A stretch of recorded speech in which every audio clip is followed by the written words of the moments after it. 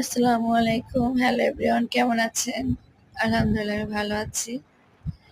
এই জায়গাটা সবাই কম বেশি চেনে। সবাই একবার হলেও এখান থেকে গিয়েছে। তো এটা হচ্ছে পদ্মা পদ্মা সেতু। দেখেন সেতুটা কত সুন্দর, কত ভালো লাগে। বাসে গেলে এইভাবে কখনো ভিডিও করতে পারি না। তো আজকে এমন হয়ে যাচ্ছে যে আমি সুন্দর করে ভিডিও করতে পারছি। খুবই ভালো লাগতেছে। অনেক বাতাস, আবহাওয়াটা অনেক সুন্দর। আর এই যে দেখেন পদ্মার পাশে দেখেন কত বড় পদ্মা। পদ্মা নদীটা অনেক বড়, কিন্তু নদীর মাঝখান দিয়ে অনেক চর পড়েছে।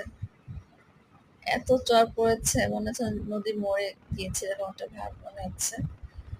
দেখেন ছোট্ট ছোট্ট নৌকা, মনে হচ্ছে খেলনা নৌকা।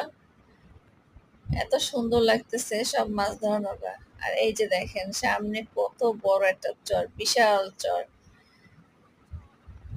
মাটির মানে নদীর যে পানি, পানির ভিতর থেকে দেখা যাচ্ছে যে নিচে গাছ হয়েছে এবং চর পড়েছে।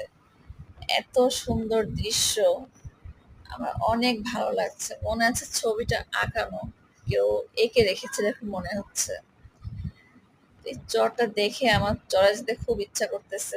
মনে হচ্ছে আমি একটু চড়া যেতে পারতাম। তো রীতিমতো আমি কয়েকটা শুটিং এ দেখেছি, যেখানে যে অনেকেই শুটিং করেছে।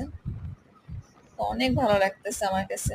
জানি না ভিডিওতে আপনাদের কাছে কেমন লাগতেছে, আমার অনেক ভালো লাগছে। এই যে এখান থেকে চরটা শেষ, শেষ অংশ। তবে পানির নিচে যে দেখেন গাছগুলো হয়েছে, সেগুলো দেখা যাচ্ছে অনেক সুন্দর স্পষ্ট।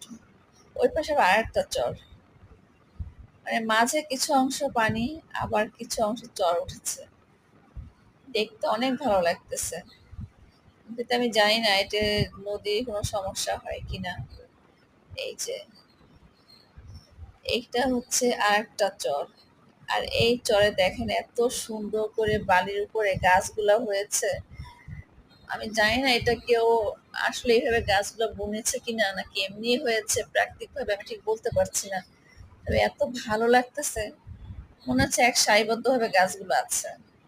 অনেক সুন্দর একটা জায়গা, এত যে ভালো লাগে।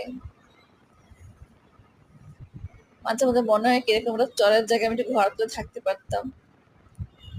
অনেক সুন্দর জায়গা।